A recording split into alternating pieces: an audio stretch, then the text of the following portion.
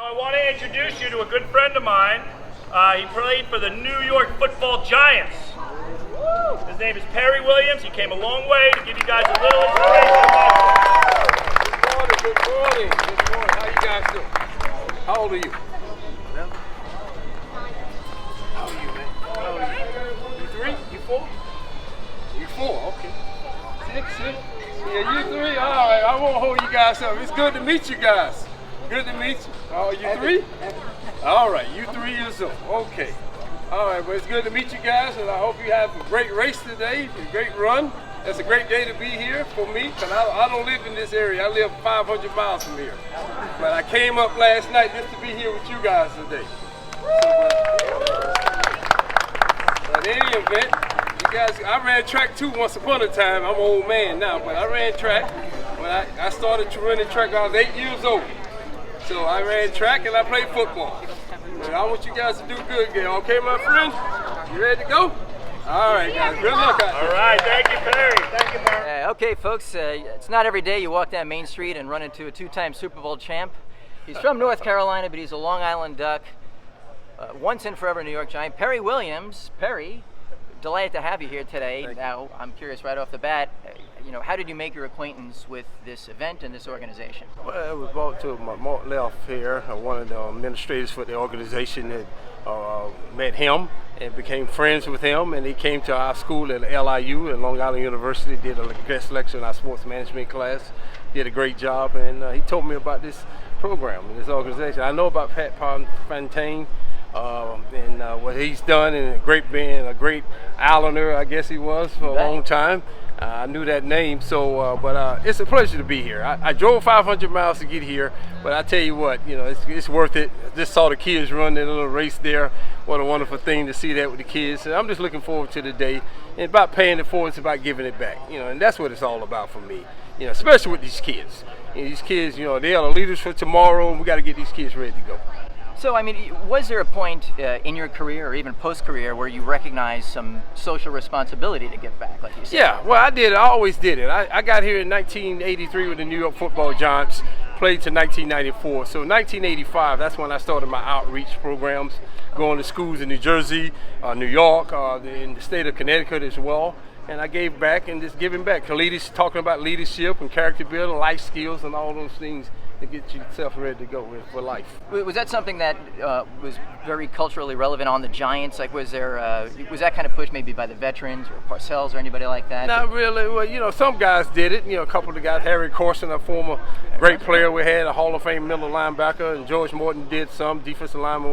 We had other guys that doing a few things, but I kind of catapulted it a little bit to another level when I got there, going into my third year. I started working with Farrell at Dickinson University. I was going to school. I went back to school, a continuing education program. I finished up my schooling there, classes, and then I went from there and did my graduate work. I got my master's from Farrell at Dickinson in New Jersey.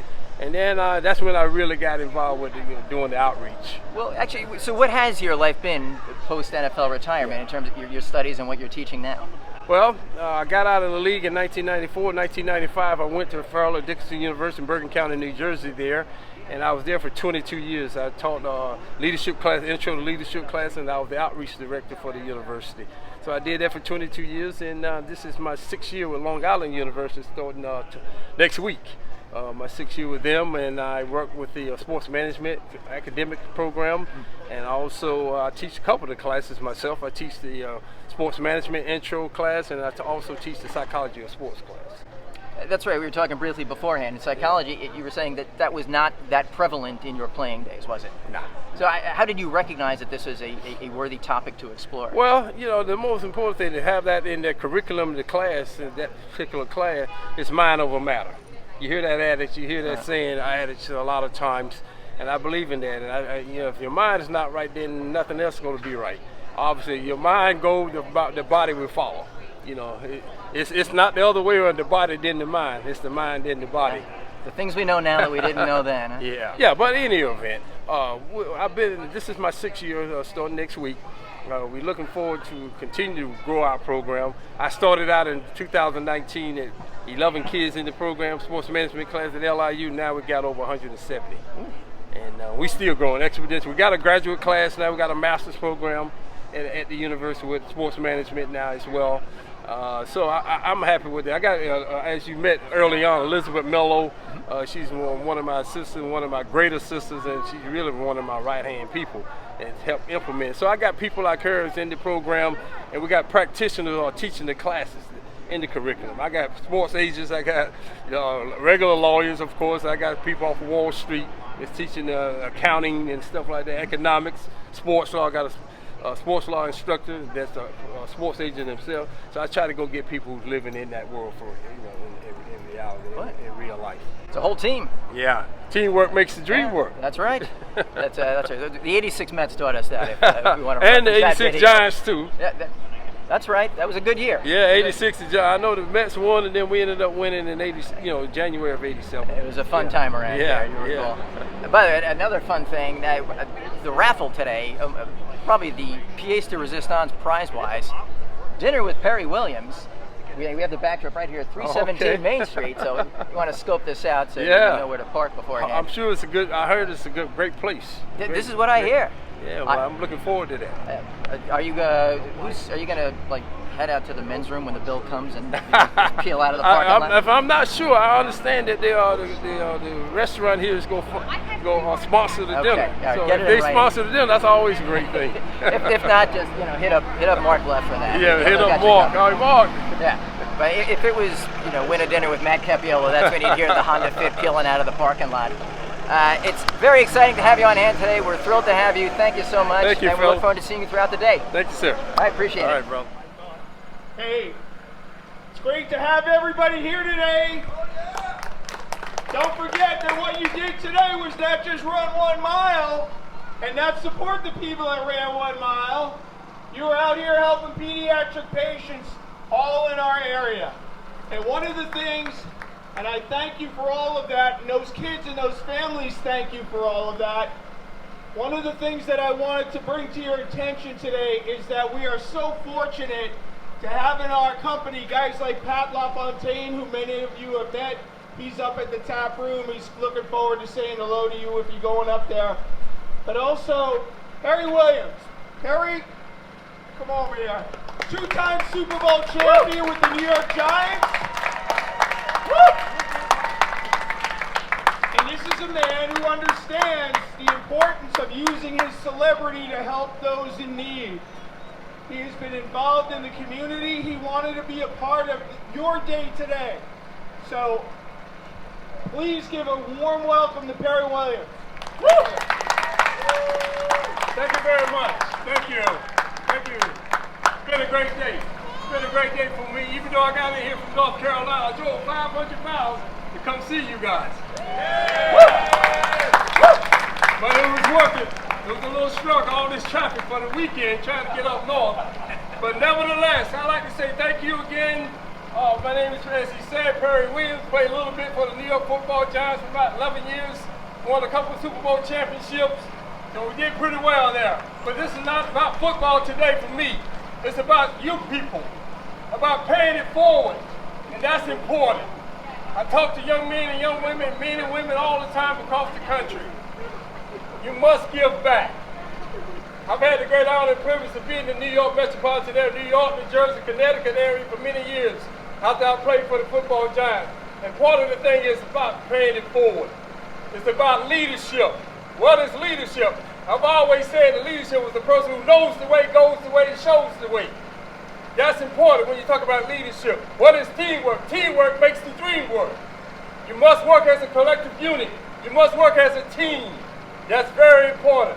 I've had the great honor and opportunities over the years to get out of pro football. I went and taught at a school in New Jersey called Fairleigh Dickinson University, where I taught there 22 years after I got out of pro football on leadership and team building programs.